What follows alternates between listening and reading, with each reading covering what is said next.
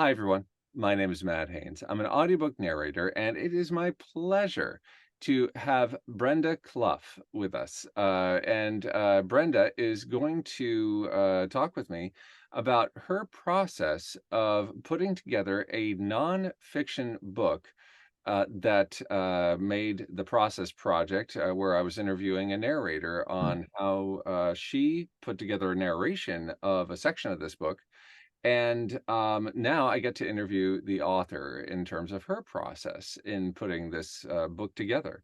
So the book is called By Any Other Name. And Brenda, can you give us a brief synopsis or pitch as to what this book is?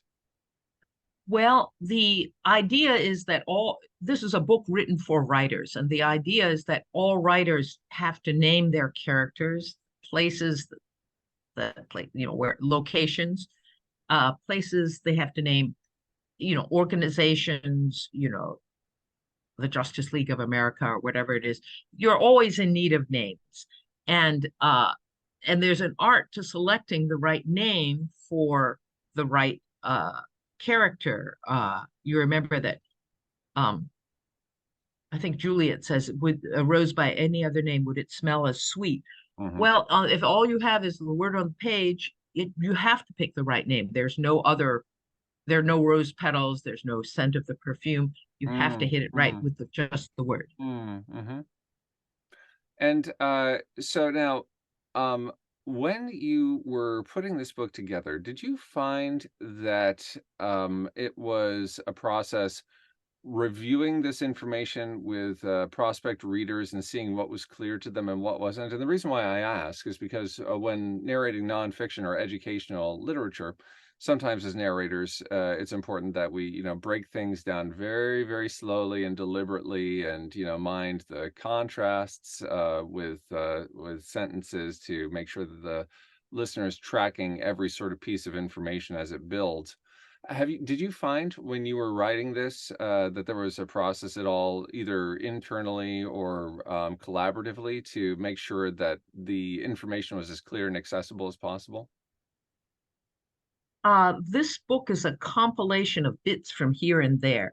Hmm. I originally, some years ago, wrote an article for the Science Fiction Writers of America's magazine, The Bulletin, and it was called The Art of Titling. And it was uh, an article about titling books, the name of your book, in other words. And that's a separate art from naming your characters, but it sort of all ties in there. Hmm. And then from there, I wrote for the blog, the Book View Cafe blog, a series of articles, discussions about naming. And I broke those out into naming regular people, people who are have just regular names, Bob, Susan, Linda, uh, and then another article about naming places. And then there was another article about creating fantasy names, Frodo, the mighty Thor. Hmm. You're making up names for characters that do not that mostly regular people do not have. So how do you do that? And there's a couple of tricks and there's a number of thoughts you sort of have to think about it. And that's a perennial question that comes up with young writers. How do I name all these people? And there's you can have discussions about it. And so I kept on referring people to these articles because they were online. You could just find them.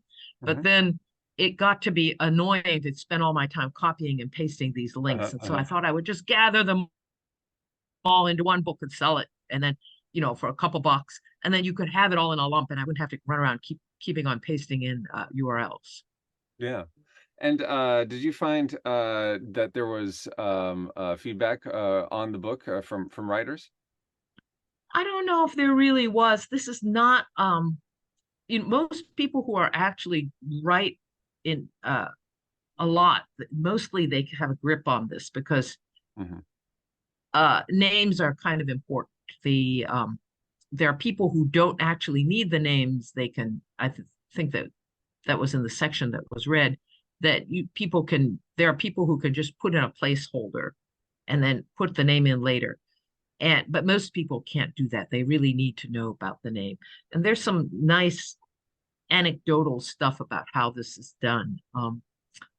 Gone with the Wind. Remember Gone with the Wind and the heroine's named Scarlett O'Hara.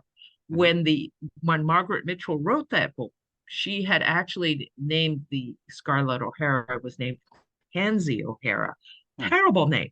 But then fortunately somebody took her in hand and persuaded her to change it, and it's a better name now.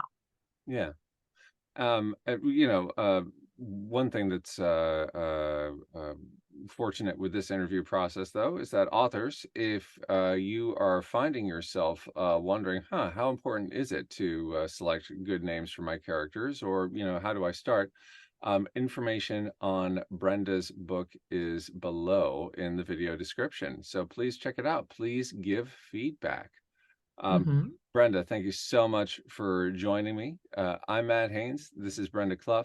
As your storytellers, I hope that our voices and your ears or eyeballs meet again real soon. Thanks, everyone. Thanks so much. Bye bye.